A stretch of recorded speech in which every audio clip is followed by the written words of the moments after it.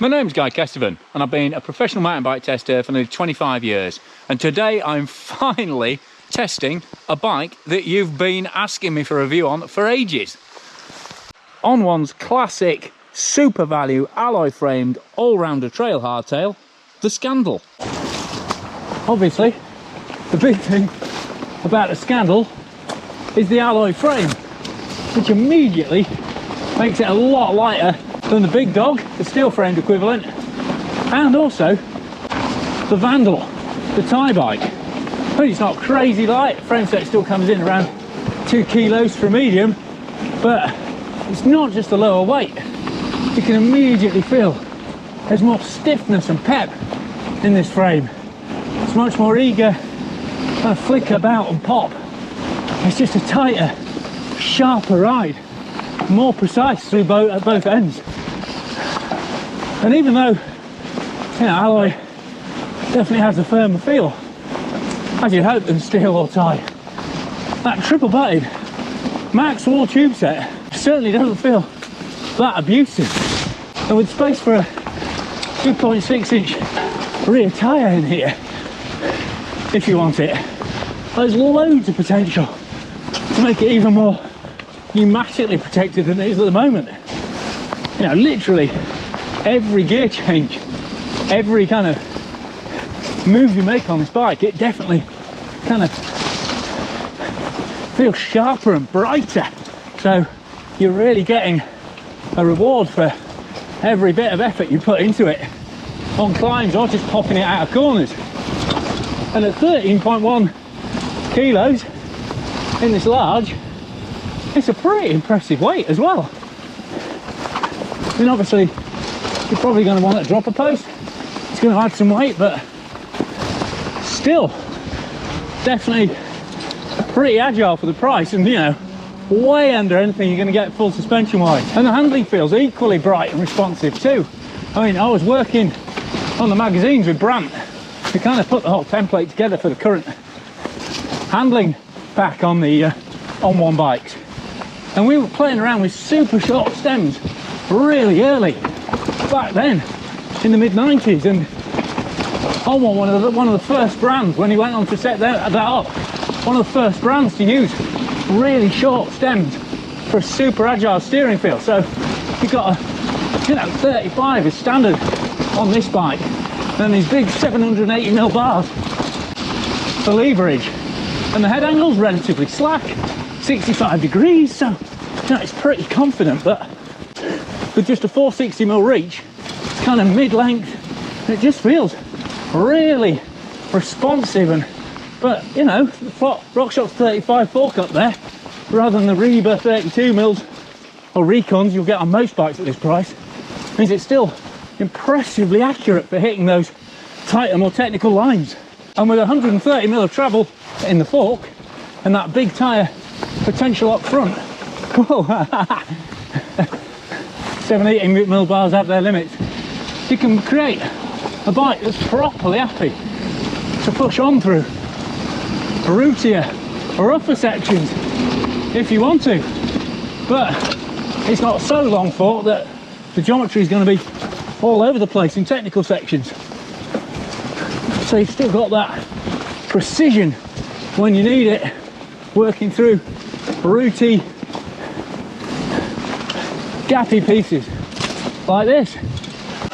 And while, you know, these aren't production spec tyres, these Contis I've got on, you can change the build in terms of tyres, in terms of bar, stem length and other features when you get your ordering, because all the bikes are made to order in Rotherham, so there might be a bit of a wait to get your bike built up, but if you tick the right boxes it'll come exactly how you want it.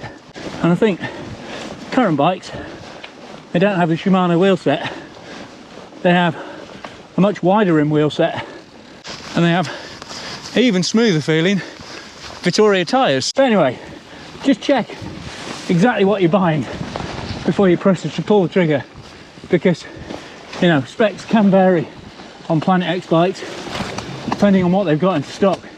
Because what they do is they shop around for the best value components they can find for you and build the bikes accordingly.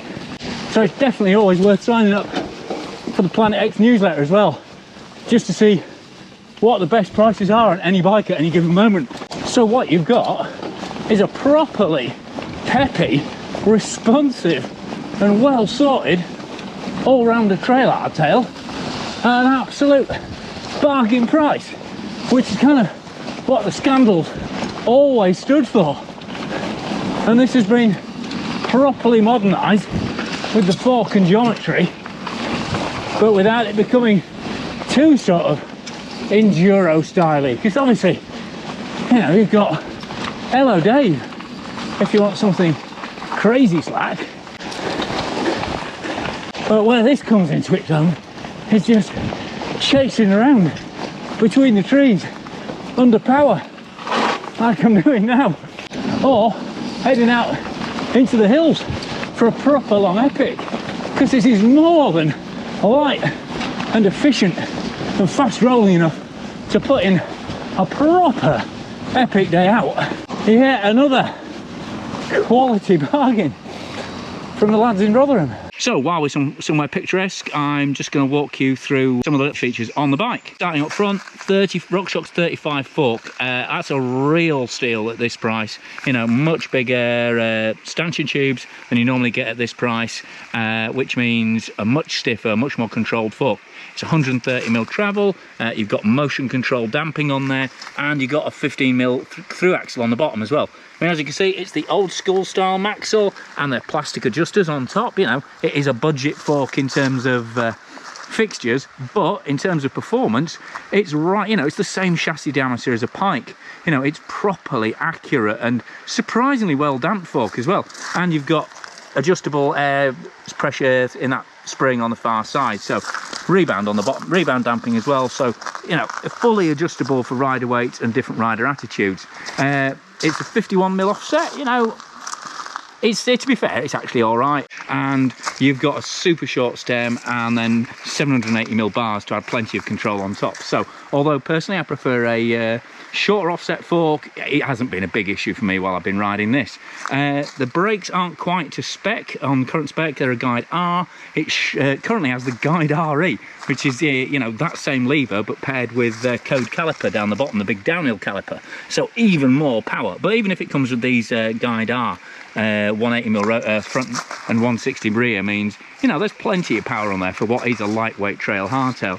Like I say, reach is 460mm on this large, and it's a 460mm seat as well. Rear end is 438mm, but as you can see, this forged plate in there means there's tons of tyre room in there, and there's no bridge on these relatively chunky stays either, so masses of tyre room. I mean, that's a 2.4, but it'll take a 2.6 no problem.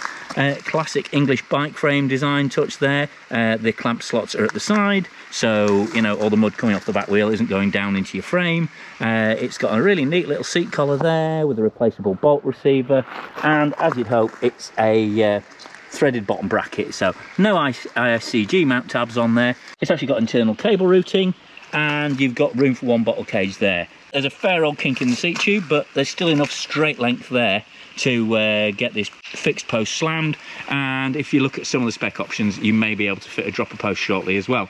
Like I say, all Planet X bikes are built down in Rotherham when you put your order in, so check exactly the bike you're buying when you buy it, and also look out for any deals that are coming through, because you know, the spec does change on a fairly regular basis. For example, this wheel pack and this tyre setup isn't what is currently available on the production bikes, but you know, they do a GX build, so full SRAM GX and SRAM GX rear mech, so in production bikes will come with a SRAM Eagle cassette on there, not the Shimano one on there at the moment. You know, some of the spec options include a dropper post, and you've got the insertion point there for getting the cable in, and then it'll just neatly pop back into the frame there. So again, even the dropper post routing is semi-internal.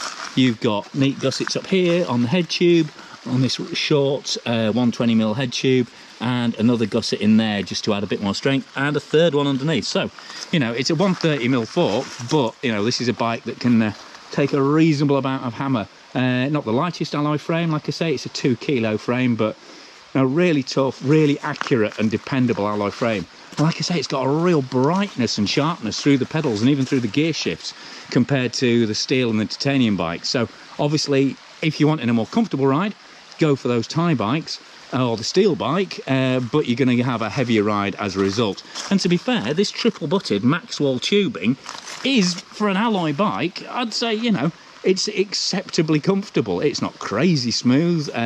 You know, there are smoother alloy bikes out there, but for a tough hardtail that can take a beating and is designed to take a beating, it doesn't give you too much of a beating in return. Other features on here that you might want to swap around. I'm not a big fan of grips with a hard clamp on the outside edge, but again, all things that you can swap when you order the bike, and grips aren't massively expensive even if you do decide you don't like those. Oh, final bit of geometry I haven't talked about.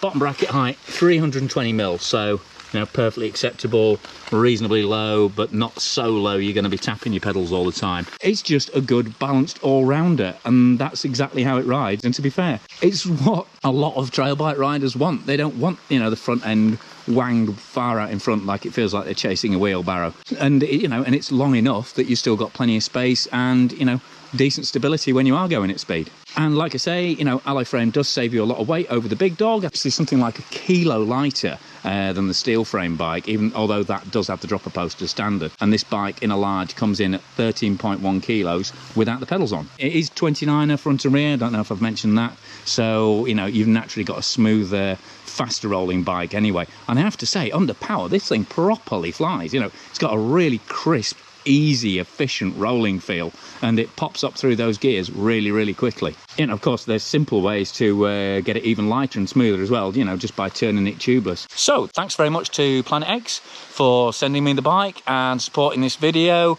As you'll have probably noticed if you're a subscriber already, I'm working my way through the whole Planet X and On One and Titus titanium ranges.